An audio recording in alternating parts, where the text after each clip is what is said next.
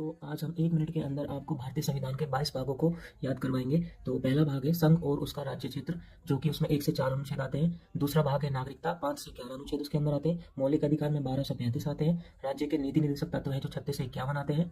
उसके बाद आता है चौथे का ए, मूल कर्तव्य, 51 अनुच्छेद में। भाग 5 में आता है संघ, 52 से 151 के बीच में। भाग 6 में आता है 152 से 237 तक। भाग 7 में आता है पहली अनुसूची के भाग ख के राज्य।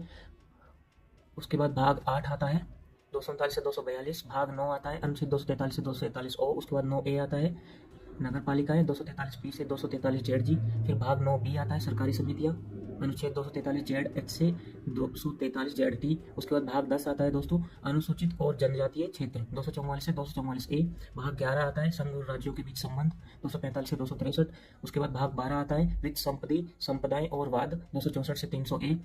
उसके बाद भाग 13 आता है भारत के बीच व्यापार वाणिज्य और समागम, अनुच्छेद 301 से 307। उसके बाद भाग 14 संघ और राज्यों के अधीन सेवाएं, 308 से 323। उसके बाद भाग 14 ए आता है अधिकरण बोलते हैं जिसको दोस्तों, अनुच्छेद 323 ए से 323 बी आता है इसमें। उसके बाद भाग 15 आता है जिसमें कि निर्वाचन आता है, अनुच्छेद 324 से 329 ए। उसके बाद भाग 16 आता है कुछ वर्गों के लिए विशेष उपबंध, अनुच्छेद 330 से 342।